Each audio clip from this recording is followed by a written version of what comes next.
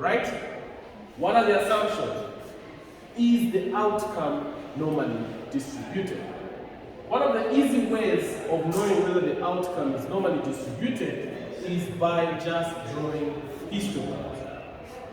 And the histogram would form a bell shape, symmetrical around the mean, like the normal distributions. Now, this is one way. However, I should tell you that this becomes subjective. It is what you see. Maya can see a normal distribution here, while Jean sees that this is skewed to the left or to the right. You see what I mean?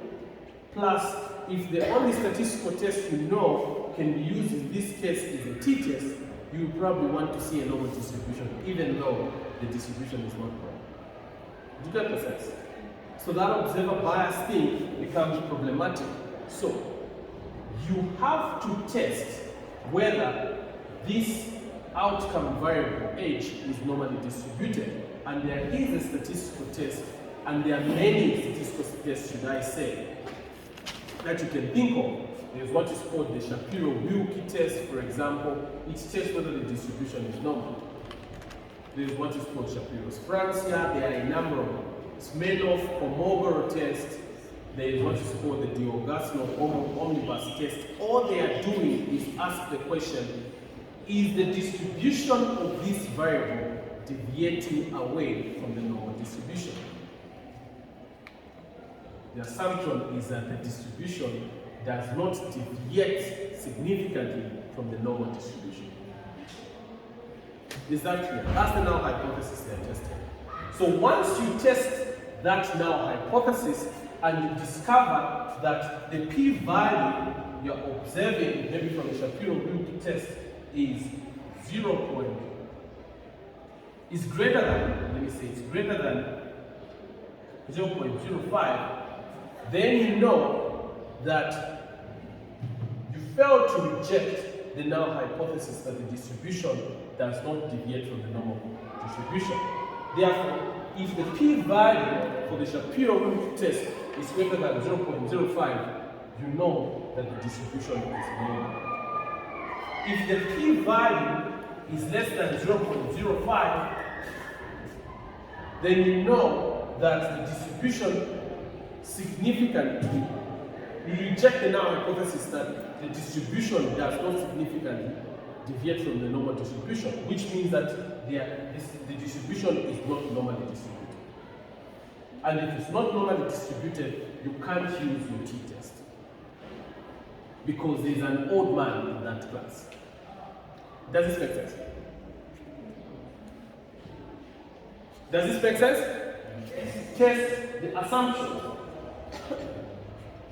You test the other assumptions, the equality of variance, I think is what's called the Levene's test. We test the assumption of equality of variance between all these things. And ultimately, once and only when you have discovered that all the assumptions have been met, this is the only time when you can go ahead and use the t-test. Is that clear? Assumptions have to be met. You need to have two independent groups that you're comparing, and then you also need to have a continuous outcome, and then the assumptions will have to be met. The assumption that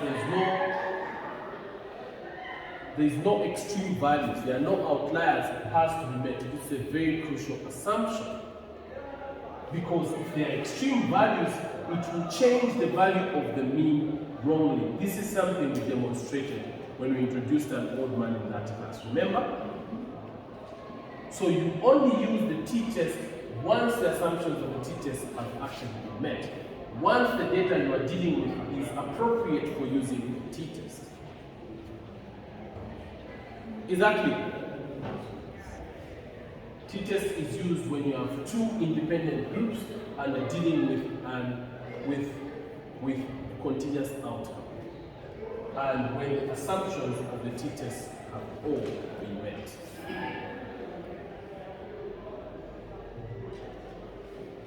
Make sense? Now, what if the assumptions of the t-test have not been met? For example, there are extreme values in there. What do? Do you stop and say, well, I want to test my hypothesis whether there is a difference between the age at which the girls and the boys start school? Maybe we should break it down to this. If there is an old man in class, what option did we use as the measure of central tendency? The median, right? So what you're going to do, therefore, is you're going to come up with a statistical test which is based on the difference between two medians. Get the sense? The difference between two medians. After all, you know that where there are extreme values, the median would not be affected. Usually, even when the sample size is small, the median stays stable. So, the median would be a better measure of central tendency because it relaxes the assumption of normal distribution. It does not matter the distribution. The median would actually be able to pick what exact age the children, the boys and the girls start school at. Therefore, we are going to use an alternative test if the assumptions of the t-test are failed, and the alternative test for an independent sample t-test or the student's t-test, the alternative test for the student's t-test is actually called the Mann-Whitney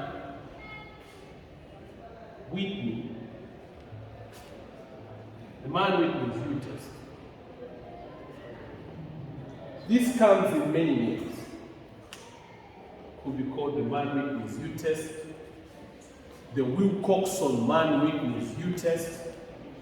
It could be called the Wilcoxon's ranksum test. It's the same thing. The Wilcoxon ranksum test.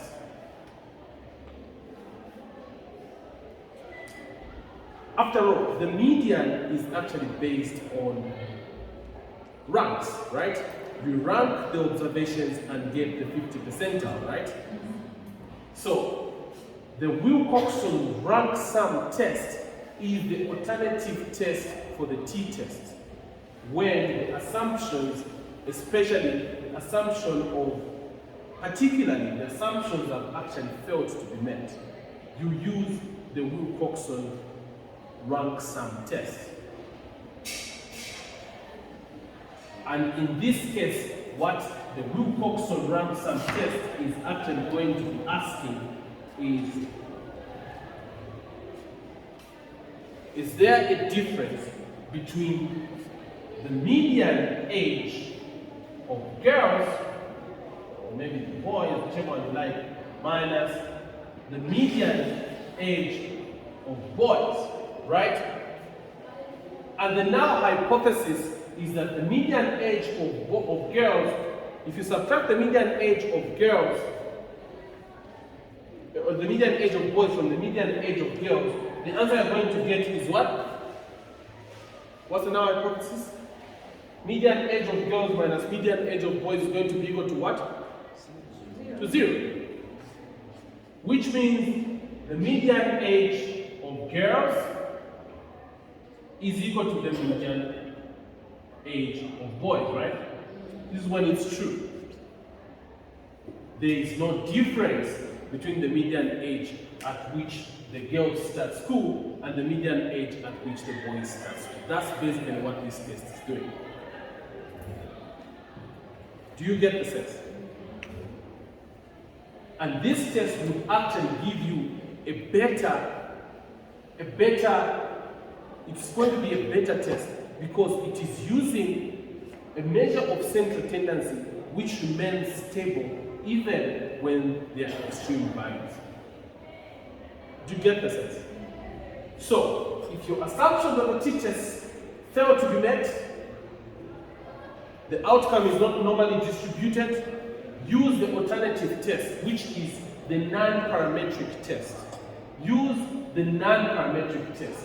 And that non-parametric test is going to be the Wilcoxon ranksum test, or the man-Whitney U test, which is the same test.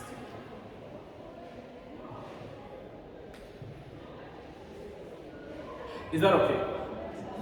Therefore, in this case, what you're going to observe is that, for instance, you come up with the median. You come up with the median age for the girls, and then it tells you, well, the median age for the girls is 3.2, right?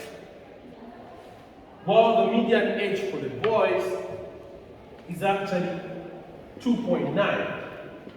These two being subtracted, and what you're going to see is a difference of 0.3 years.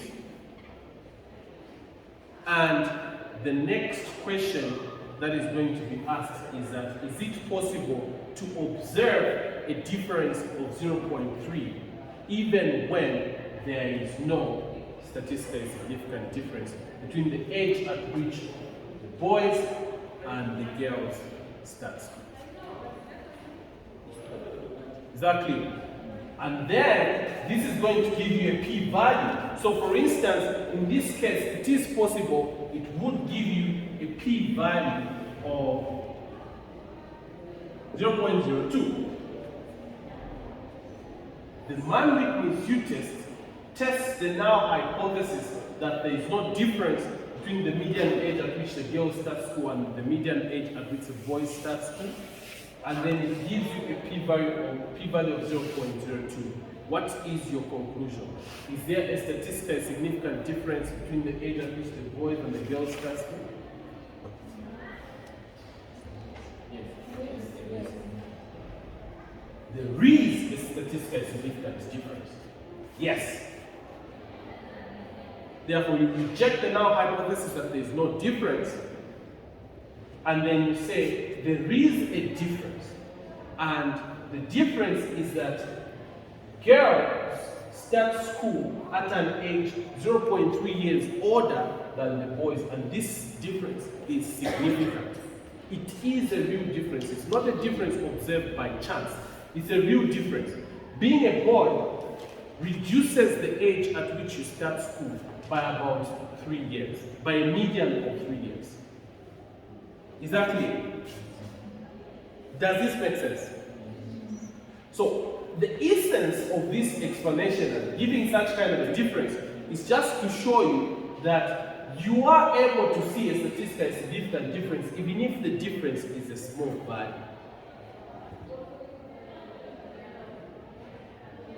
Is that clear? Especially when your sample size becomes larger. This becomes true.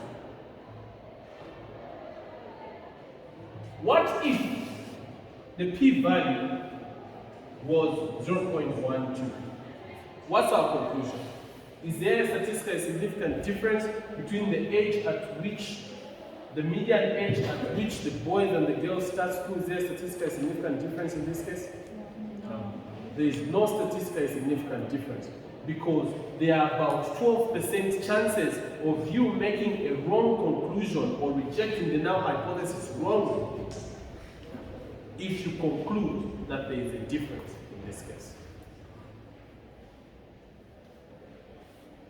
The evidence supporting the null hypothesis, the evidence supporting the statement that there is no difference between the two medians is beyond 5%. It's about 12% evidence.